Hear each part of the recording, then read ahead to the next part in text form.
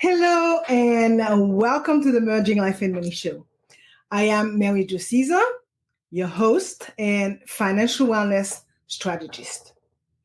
Imagine walking into a high-stake financial meeting, your heart racing, not just from the pressure of the presentation, but from the weight of representing your entire race.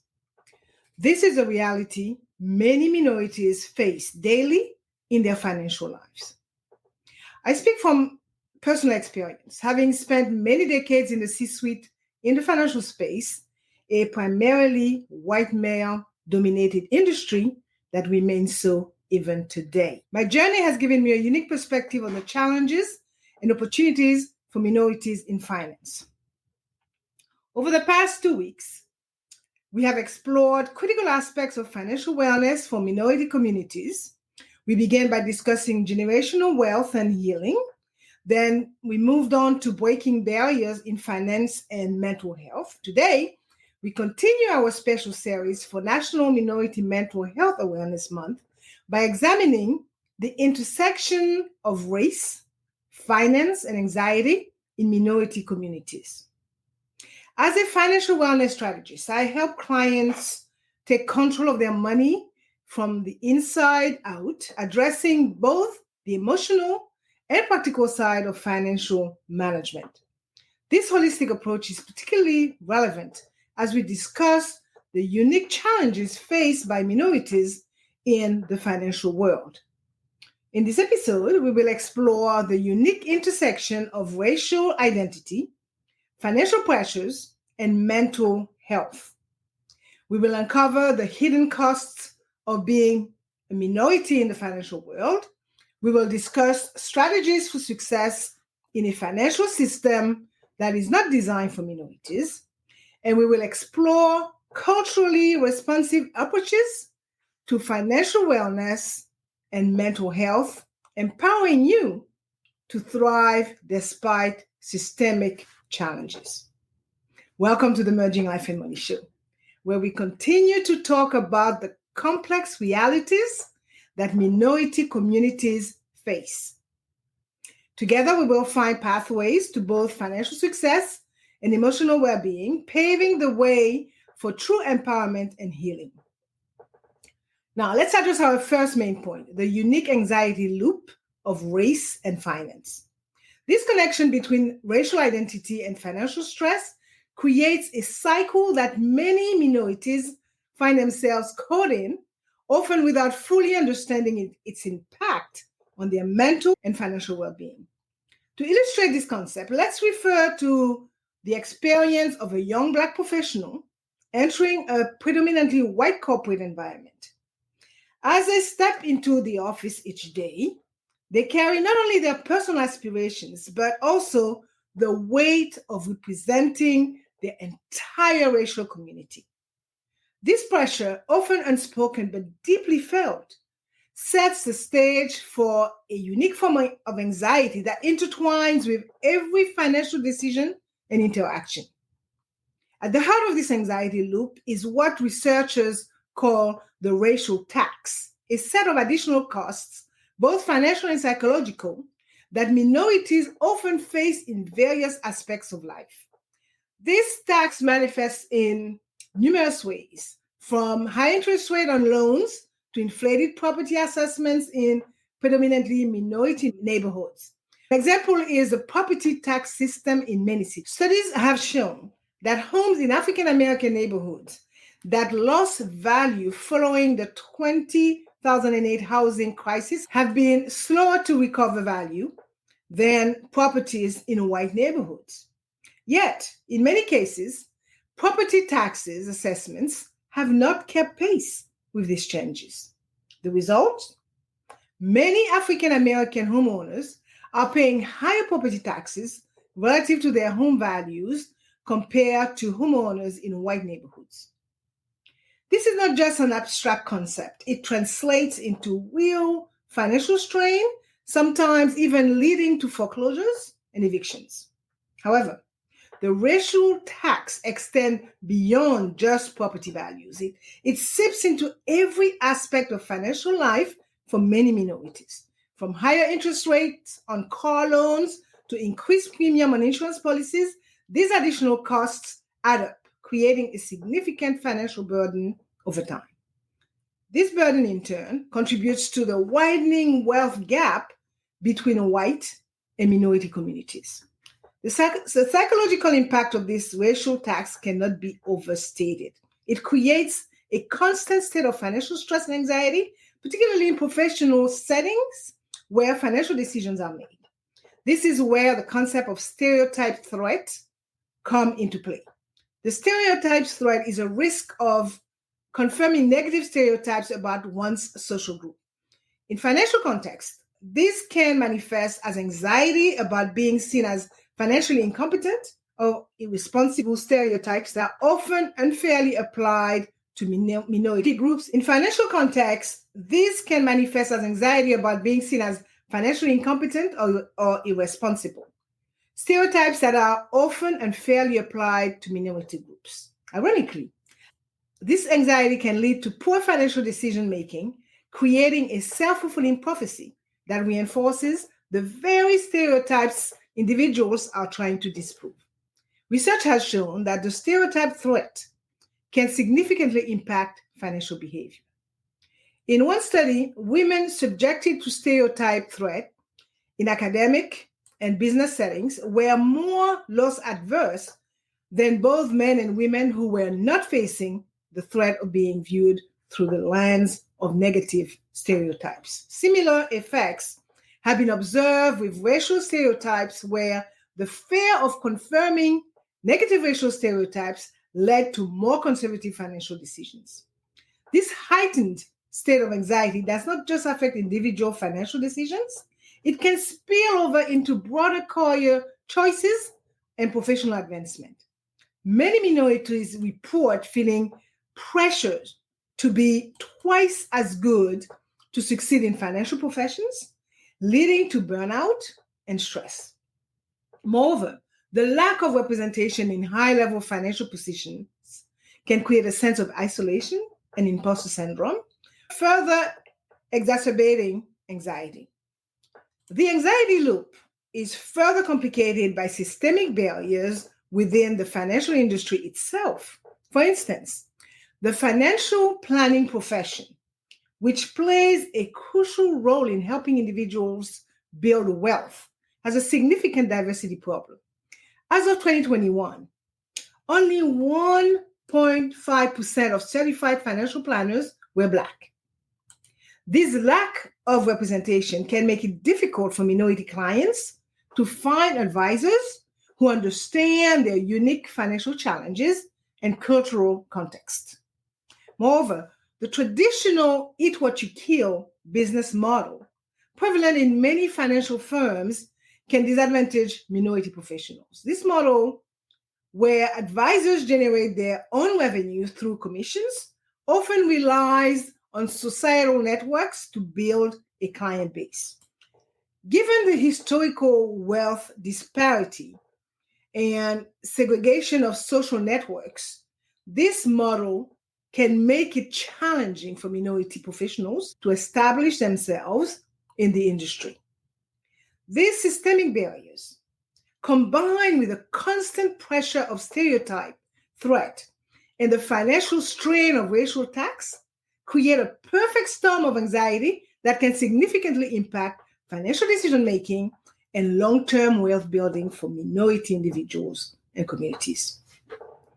Breaking this anxiety loop requires a twofold approach. On an individual level, it involves developing strategies to recognize and interrupt race-based financial anxiety. This might include mindfulness practices, seeking support from mentors or therapists who understand these unique challenges, and actively challenging negative self-talk related to racial stereotypes. On a broader level, addressing this anxiety loop requires systemic changes. This includes increasing representation in financial professions, implementing fair lending and assessment practices, and creating more inclusive financial education programs that address the unique challenges faced by minority communities. It also involves recognizing and valuing the unique perspectives and strength that diversity brings to financial decision making. Studies have shown that diverse teams make better decisions and are more innovative, qualities that are crucial in the ever-evolving financial landscape. As we continue our discussion, it is essential to remember that while the anxiety loop of race and finance presents significant challenges, it is not insurmountable. By understanding these dynamics, we can begin to develop strategies to overcome them, both on an individual and societal level. In so doing, we can work for a financial system that is truly equitable and inclusive, one that allows all individuals, regardless of race, to build wealth and achieve financial well-being. I will add that the journey to breaking this anxiety loop is not just about individual actions, but also about collective efforts to reshape our financial systems and cultural narratives. It requires ongoing education, advocacy, and a commitment to creating spaces where all voices are heard and valued in financial discussions. By addressing both the psychological and systemic aspects of this issue, we can pave the way for a more equitable financial future for all. As we conclude this section, I will say that by understanding the psychology behind race-based financial anxiety, we can develop targeted strategies to overcome it. In so doing, we not only improve our individual financial well-being, but also contribute to breaking down the systemic barriers that perpetuate these inequities. Now that we have examined the unique anxiety loop of race and finance, let's shift our focus to solutions. Our second main point addresses culturally responsive financial wellness, which can help minority individuals and communities overcome these challenges.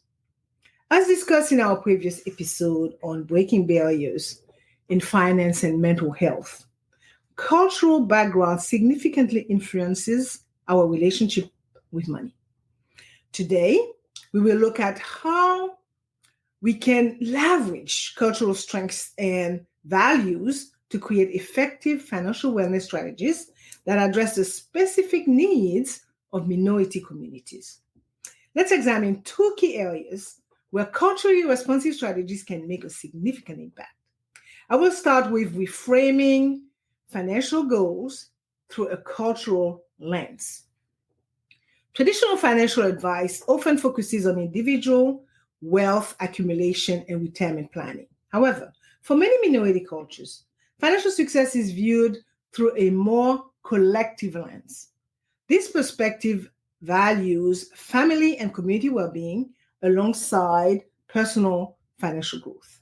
To create truly effective financial strategies for minority communities, we need to reframe financial goals in a way that aligns with cultural values, and this might include incorporating family financial obligations into budgeting and saving plans, developing strategies for building community wealth alongside personal wealth, creating financial plans that honor cultural traditions while promoting long-term financial stability. For example, in many Latino communities, the concept of familismo emphasizes strong family ties and mutual support. A culturally responsive financial plan for someone from this background might include strategies for supporting extended family members while still building personal savings. This could involve setting up a dedicated family support fund as part of the monthly budget, or exploring group insurance options that cover extended family members. Similarly, in many Asian cultures, there is a strong emphasis on filial piety and caring for aging parents.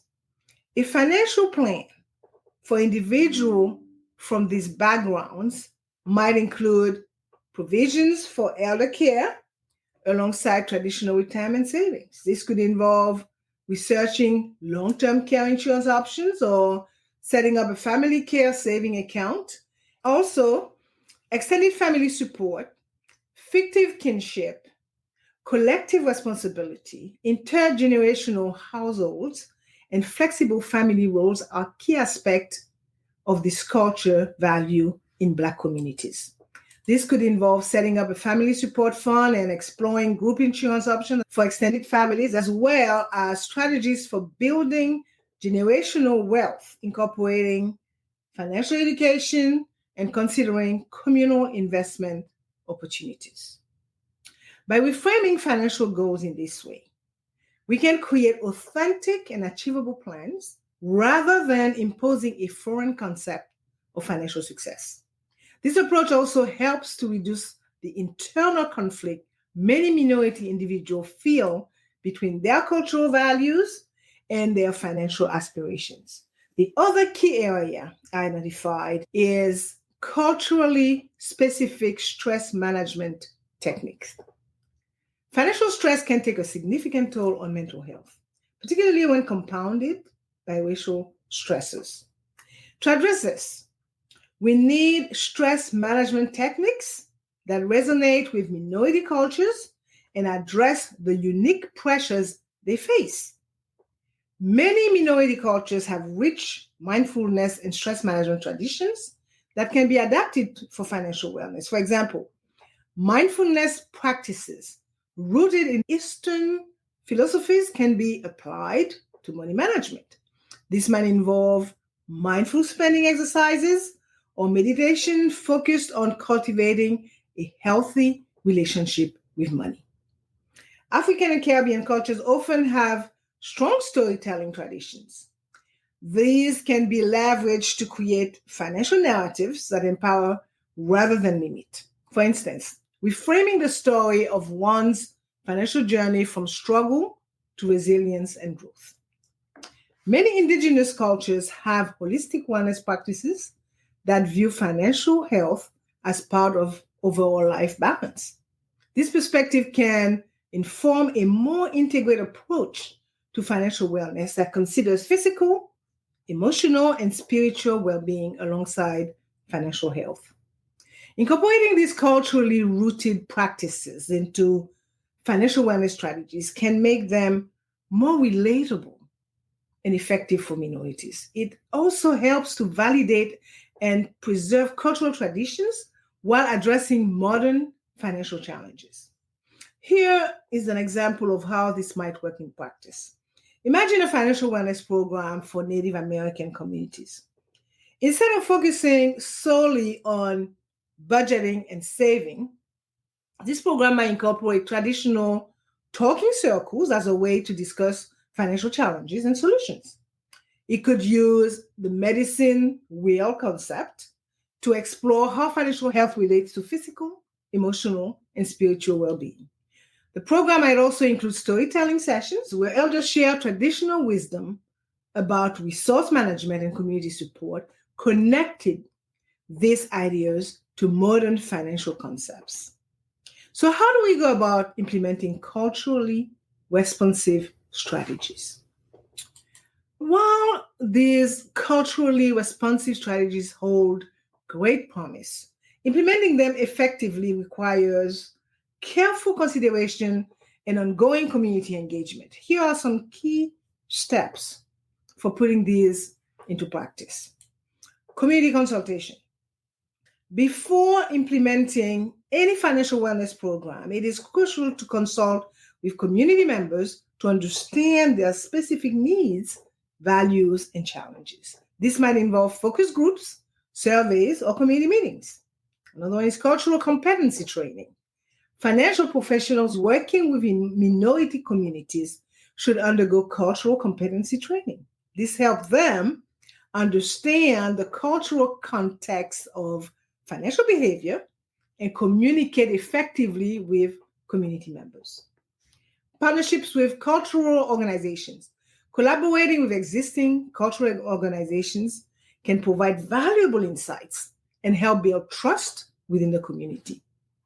Flexible program design. Financial wellness programs should be flexible enough to adapt to different cultural contexts.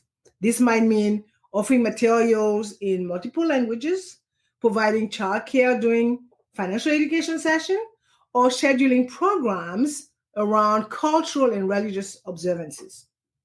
Ongoing evaluation and adjustment. Regularly assess the effectiveness of financial wellness programs and be willing to adjust strategies based on community feedback and outcomes. And lastly, empowering community leaders. Identify and train community members to become financial wellness advocates. This creates a sustainable model for ongoing financial education and support within the community. Let us not forget that while culturally responsive financial wellness strategies offer many benefits, there are also challenges to consider. And here are 5 of them. Balancing cultural values with financial best practices. Sometimes cultural financial practices may conflict with conventional financial advice. As a result, finding a balance that respects cultural values while promoting financial growth can be challenging. Avoiding stereotypes.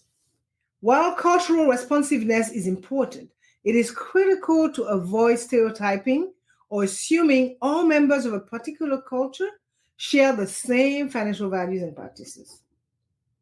Addressing systemic issues. While culturally responsive strategies can help individuals and communities navigate existing financial systems more effectively, they do not address the underlying systemic issues that create financial disparities. Consequently, it is important to couple these strategies with advocacy for systemic changes. Resource limitation. Developing and implementing cultural responsive programs often requires significant time and resources. This can be challenging for organizations with limited budgets. And lastly, measuring success. Traditional financial success metrics may not fully capture the impact of culturally responsive strategies. Therefore, developing new culturally relevant measures of financial well-being may be necessary. Despite these challenges, the potential benefits of culturally responsive financial wellness strategies are significant. By honoring cultural values and experiences, these approaches can create more effective and sustainable paths to financial well-being for minority communities.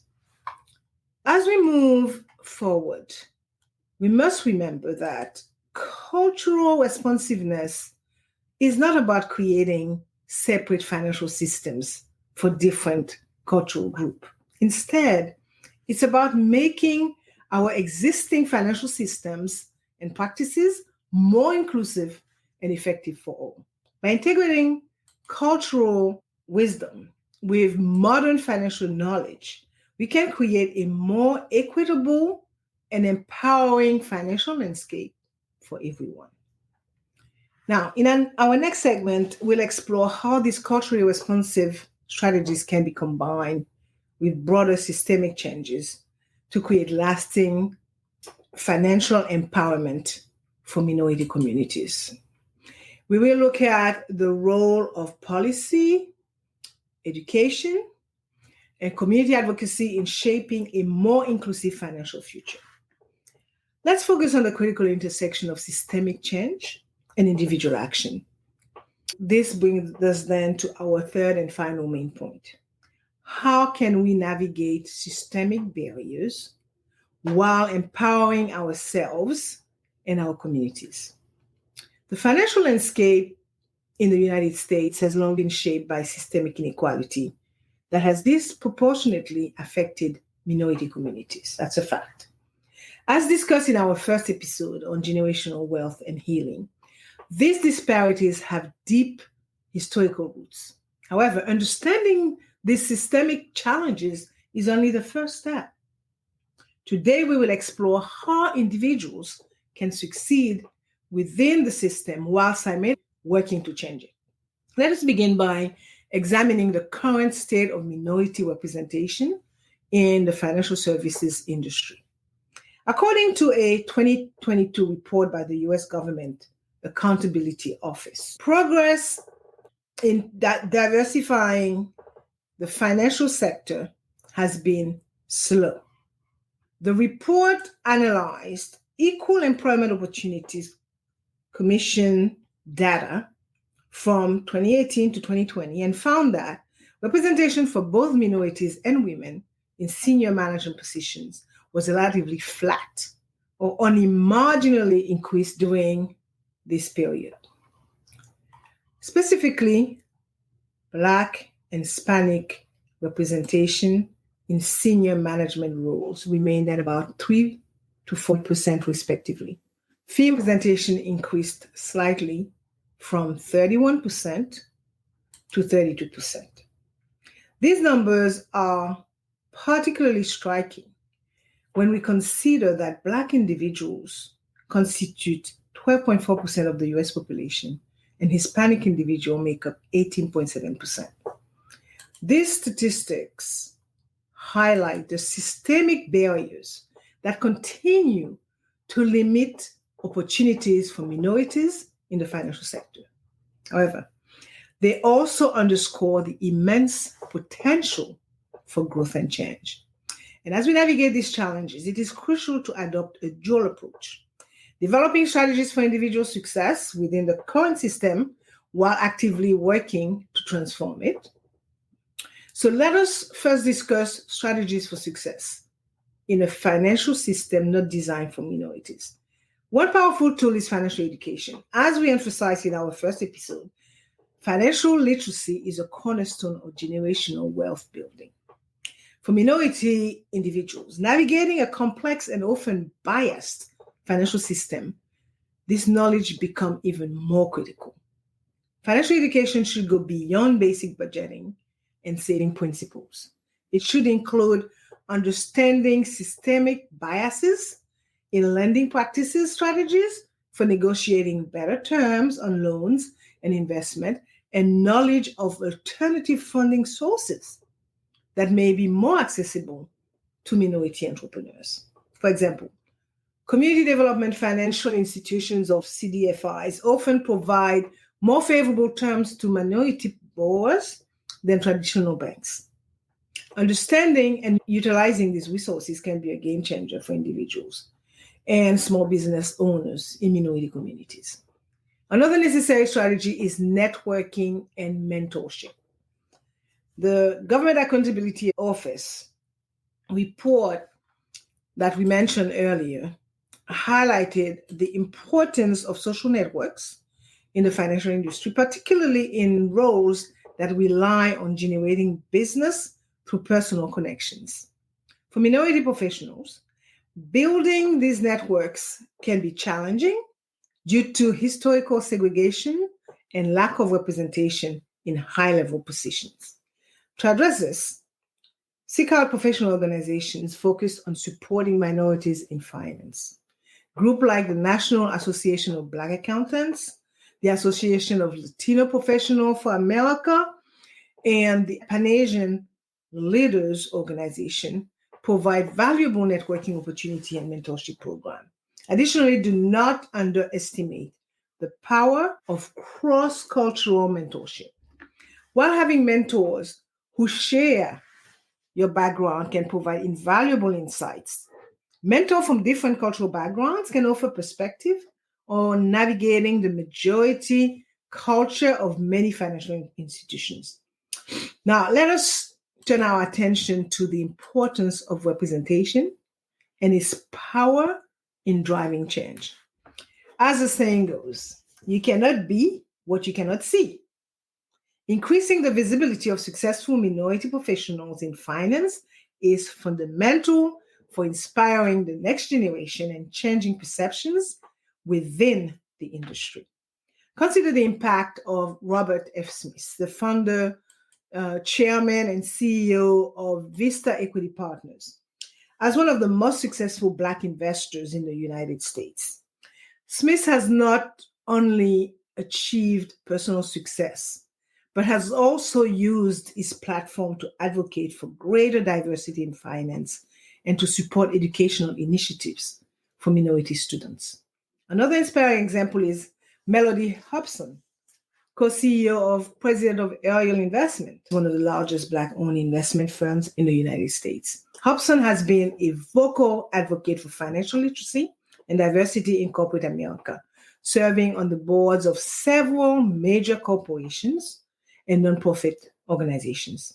These success stories are not just inspirational, they are transformative. They challenge stereotypes, provide role models for aspiring professionals, and use their influence to create opportunities for others. However, while individual success stories are important, they are not enough to address systemic inequalities. This brings us to the critical role of advocacy and policy change in creating a more equitable financial system. Advocacy can take many forms, from supporting policy initiatives that promote financial inclusion to pushing for greater transparency in hiring and promotion practices within financial institutions.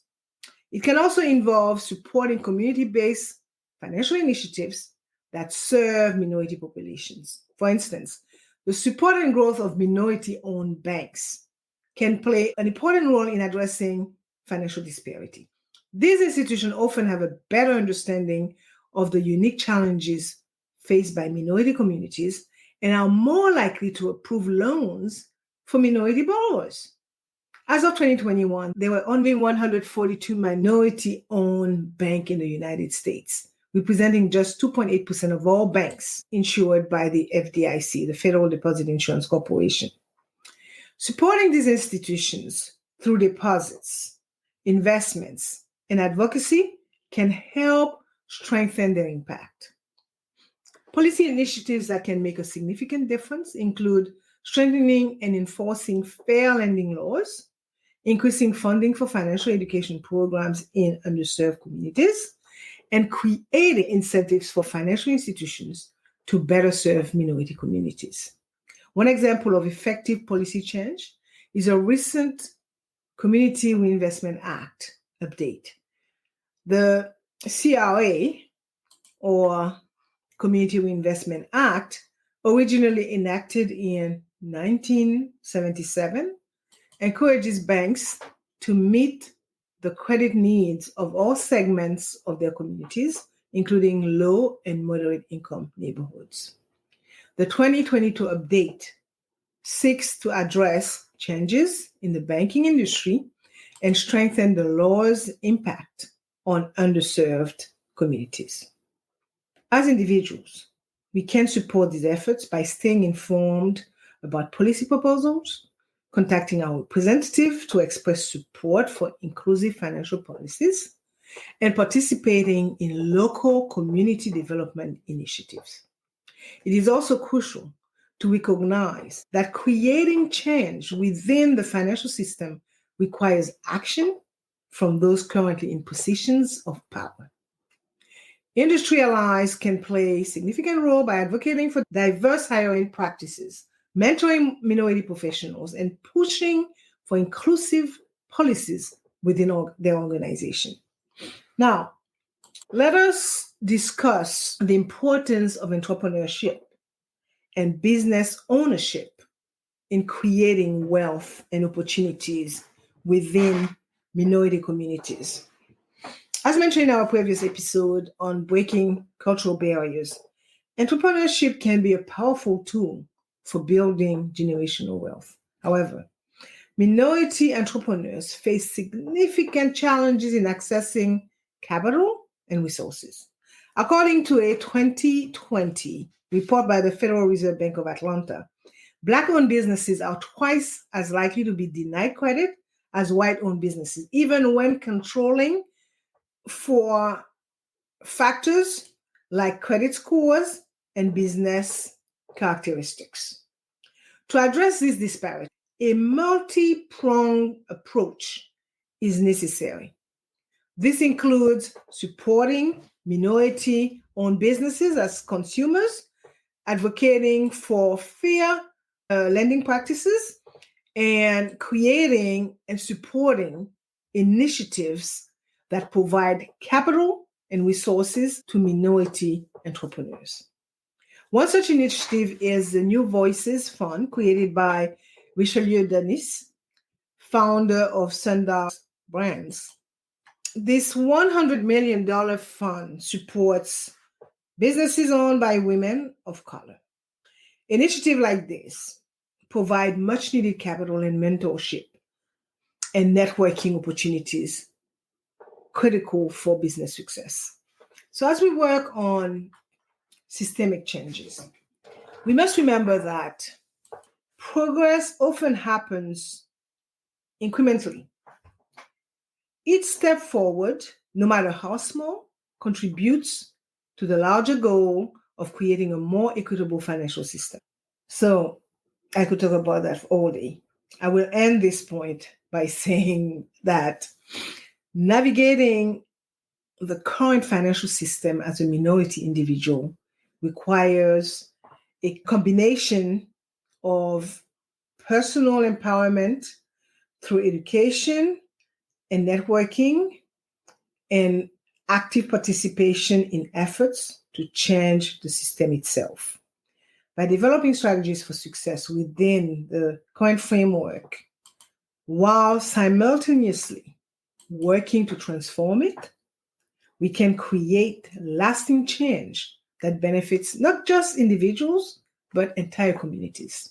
Remember, as discussed in our first episode on generational wealth and healing, true financial wellness goes beyond individual success. It encompasses the well-being of our communities and future generations. So by taking action on both personal and systemic levels, we can work for a financial future that is truly inclusive and equitable. As we move forward, I encourage each of you to reflect on your role in this journey. Whether you are just starting your financial journey or are in a position to influence policy and practices, your actions matter.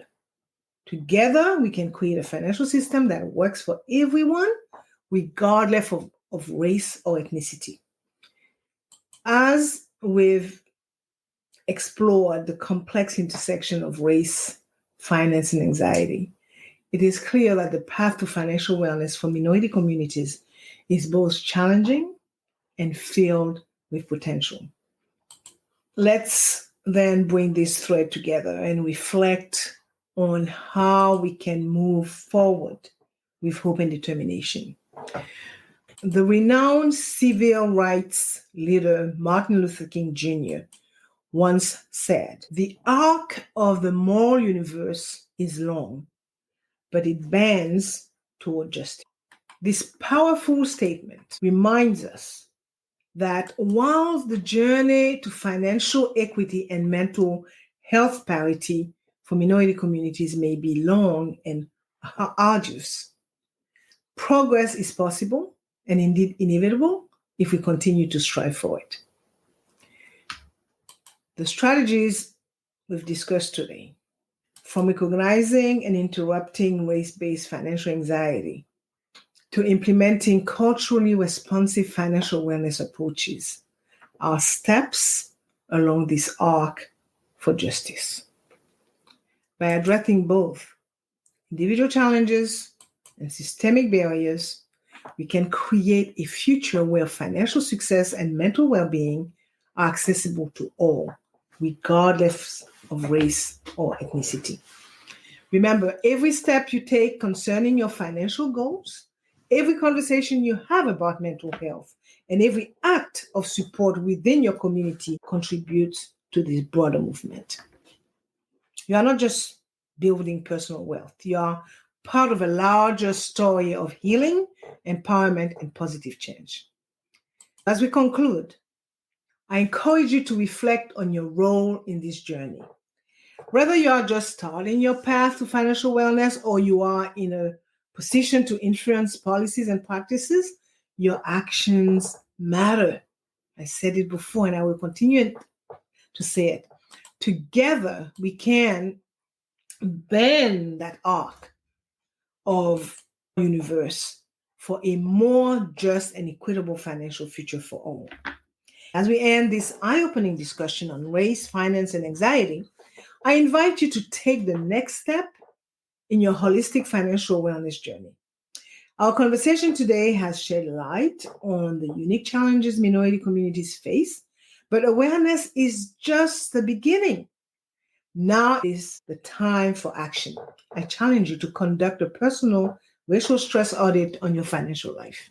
Take a moment to reflect on how racial stressors may be impacting your financial decisions and mental well-being. Are there any areas where stereotypes threat is holding you back? Are you carrying the weight of racial tax in your daily financial interactions? To support you in this process, I've created a free resource you can download, the Mental Health and Money Journal Prompts. This simple yet powerful tool will guide you through a series of reflective questions, helping you uncover hidden stressors and develop strategies for resilience. By downloading this journal and committing to regular reflection, you are taking a significant step in breaking the anxiety loop we discussed today. Remember, small actions can lead to meaningful change. I also encourage you to share your experiences and insights on social media using the hashtag Merging Life and Money. Your story could inspire someone else to start their financial and mental wellness journey. Let's create a community of support and empowerment. Together, we can overcome racial financial stresses and build a future of true financial well-being. As we conclude this powerful exploration of race, finance, and anxiety, let's take a moment to reflect on the journey we've shared and look ahead to what's coming. Before signing off, I want to express my heartfelt gratitude to all of you who have joined us on this critical journey of financial empowerment and mental health awareness. Your engagement and your willingness to confront these challenging topics are genuinely inspiring as we look ahead to next week's episodes, our final installment in this July series. We will address the concept of code switching and its financial and mental health implications for minorities. We'll explore how the pressure to adapt to different culture norms and professional settings can impact both financial success and personal well-being. I look forward to continuing this important conversation with you. Remember, your financial journey is unique, but you are not alone in facing these challenges.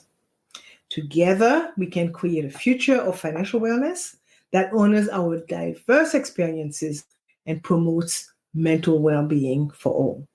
Until next Thursday, 7 p.m. Pacific Standard Time, take care of your finances, prioritize your mental health, and continue merging life and money.